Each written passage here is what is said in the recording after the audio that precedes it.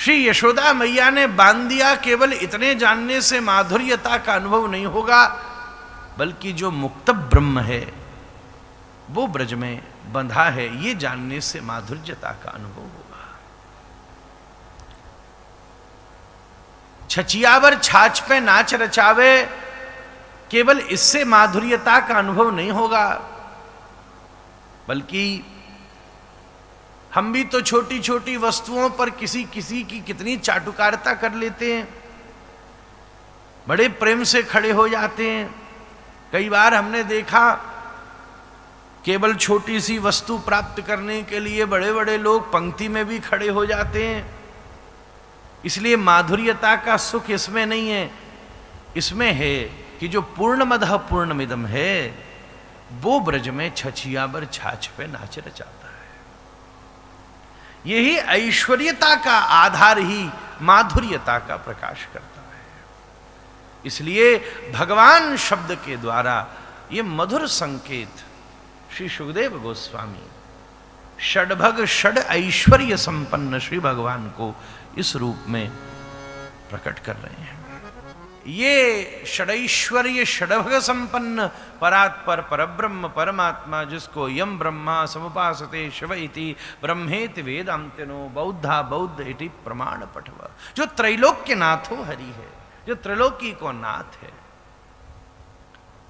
श्री व्यास भगवान कह रहे भगवान अपि, श्री जीव गोस्वामी पाद इस अपि शब्द की बड़ी विशेष चर्चा कर रहे हैं।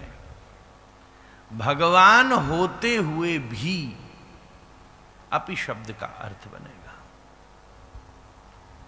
भगवान होते हुए भी इन्होंने मनश्चक्र में शरद पूर्णिमा की रात्रि पर विचार किया।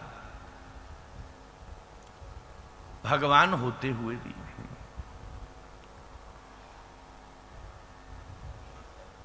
ऐसा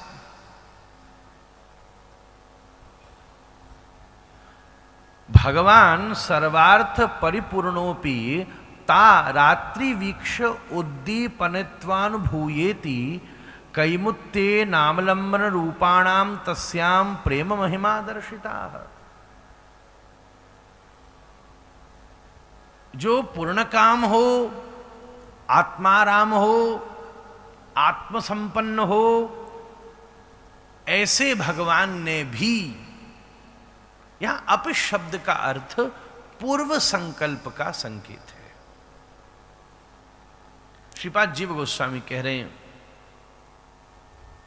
क्योंकि भगवान हैं, इस सब की आवश्यकता नहीं है, पर भगवान अपने स्वभाव में अपने द्वारा किए गए संकल्प की पूर्ति के लिए भी संकल्पित है।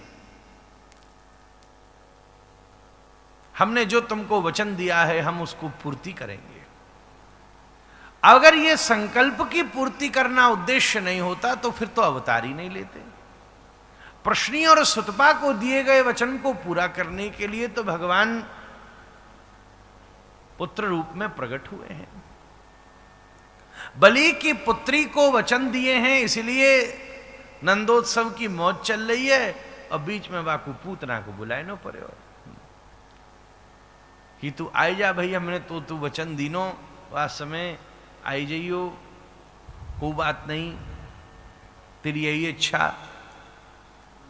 महाराज जी सुनायो करते बड़ी जोरदारी से सज धज के ठाकुर जी ऐसे बामन आए कि यह रत्नमाला को देख के तो वात्सल्य उमड़ गयो। आहा, हमारो ऐसो बालक हो सो हम क्या करें, आनंदी हो जाए। हमने जब भगवान को देखा, कोई ना कोई कामना की योजना बनाई है। संबंध की स्फूर्ति तो बड़ी कृपा से ही होती है। हमें जब समर्थवान कोई दिखता है तो कामना की पूर्ति हो, कामना की इच्छा हो जाए।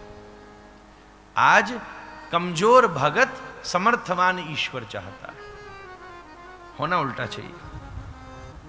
समर्थवान भक्त हो और सहज ठाकुर की कामना। द्रवहु सु दशरथ अजिर बेहारी। शिव कह रहे हैं मेरो इष्ट कौन है, जो दशरथ के आंगन में खेलने वालों लड़ुआ गोपाल है।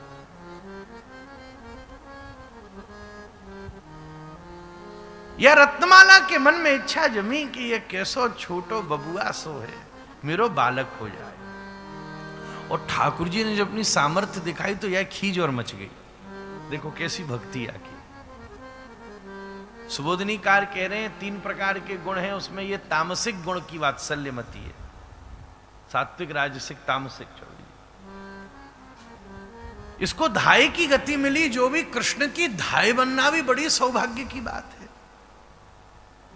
बड़ी भारी बात है। पर जब भगवान बामन रूप में आ रहे हैं, लंगोटी शरीर पर है, खप्पर है, भिक्षा लेने आए हैं, छतरी डाल करके पधारे हैं, तो इसको तो बड़ा आनंद हुआ, ऐसा बालक हमारा हो जाए।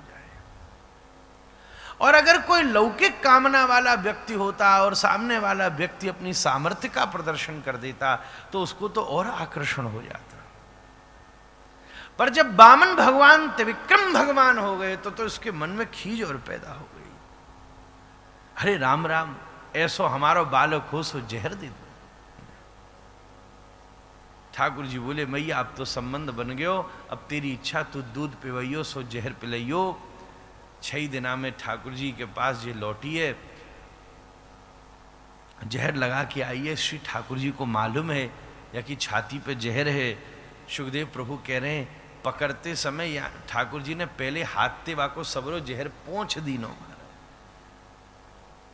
और जैसे अब इनको क्या है, गैया के दूध पीवन की आदत थी डिम्पी जी। गोलोक में खूब गैया है, गैया होंगी जब तो गोलोक होगा। पर गोलोक में गैया बहुत हैं, पर मैया कहाँ है? मैया को दूध थोड़ी ना पीवे को, जन्म तो प्रकट लीला में है। अप्रकट लीला में काय बात को जन्म है?